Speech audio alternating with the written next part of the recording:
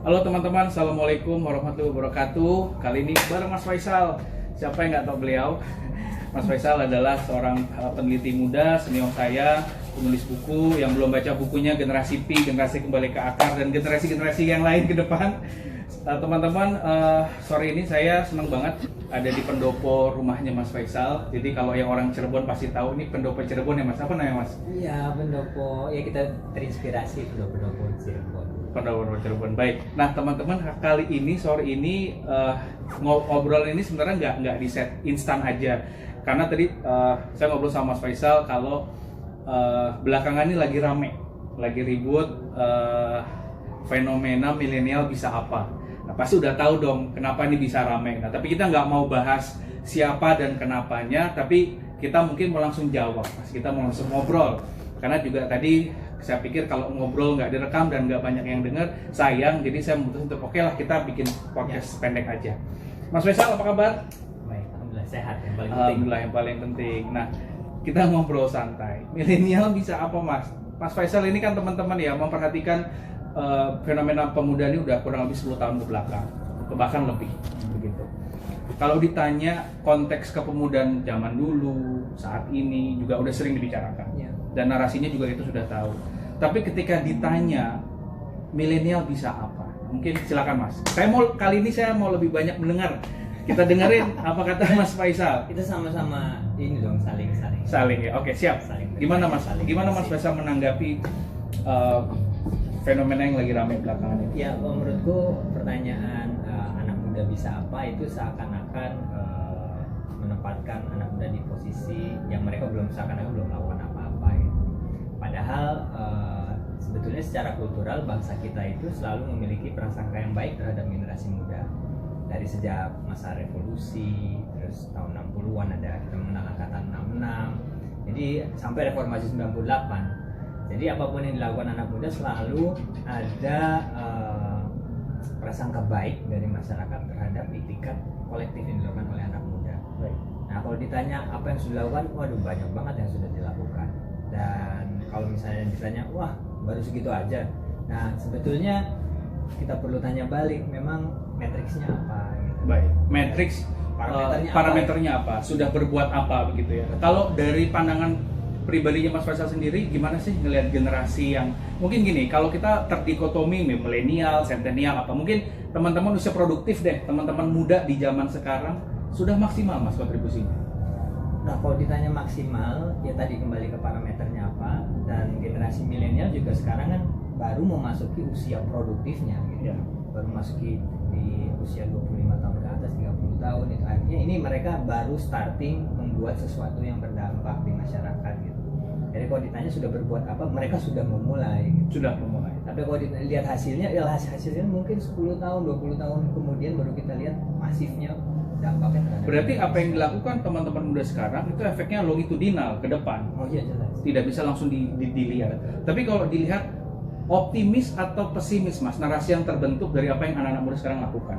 Oh sangat-sangat optimis karena terlihat sekali bahwa generasi muda kita makin mereka merasakan dampak dari globalisasi, makin cinta tanah air, makin suka membangun, memberdayakan, melakukan kewirausahaan sosial itu untuk Indonesia. Jadi banyak sekali tiket-tiket baik untuk bangsa sebetulnya.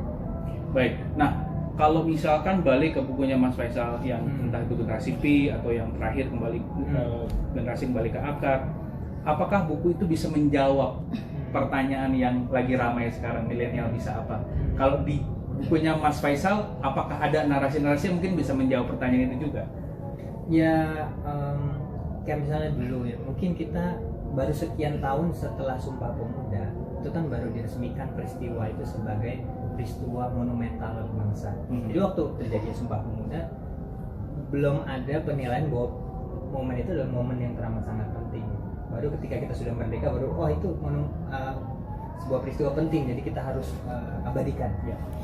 Jadi apa yang dilakukan anak muda sekarang itu ya secara kualitatif semuanya sangat bermakna. Dari mulai tadi aku bilang wirausaha, baik yang sifatnya berkomunitas, ada yang hubungan dengan budaya, lingkungan hidup, yang menurutku menjadi sangat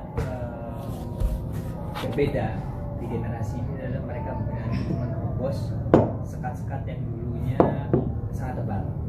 Misalnya di tahun 80 90-an wirausaha muda tidak ada istilah wirausaha. Wirausaha isinya orang tua. Nggak ada kan. Orang udah usia 40 50 tahun jadi pebisnis sukses. Oh itu wirausahawan gitu. Baru tidak ada mudanya ya. Nggak ada mudanya. Baru setelah reformasi baru ada wirausaha muda. Lalu wirausaha sosial. Betul. Baru ada sekarang. Betul. Atau gerakan muda, kepemudaan sosial, kepemudaan gitu, yang sifatnya menggabungkan dengan kreativitas, ekonomi kreatif baru ada sekarang. Karena apa? Karena memang anak mudanya sudah melakukan ekonomi kreatif. Baru setelah itu di label, wah ini namanya ekonomi kreatif ini. Ya, gitu. betul. Jadi ada aktivitasnya dulu, baru ada pelabelan. Jadi yang dilakukan sudah. Berarti sebenarnya ada aktivitasnya dulu, baru pelabelan. Ini sebenarnya sama seperti karakteristik teknologi sekarang ya. Dalam artian perkembangan teknologi hadir, baru disusul oleh regulasi.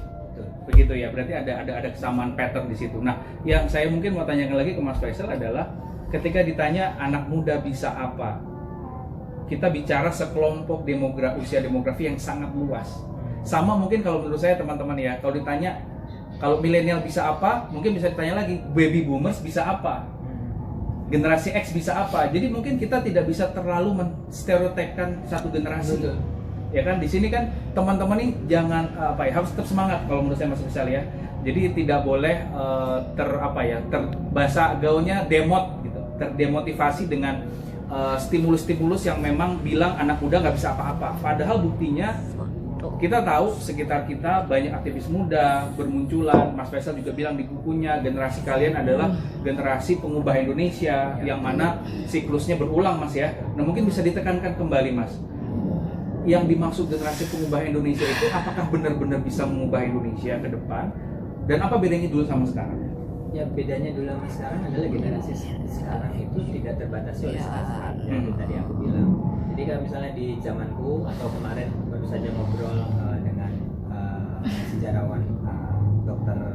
Rusdi Hussein, beliau mengatakan bahwa di zaman aku katanya beliau lahir tahun 43.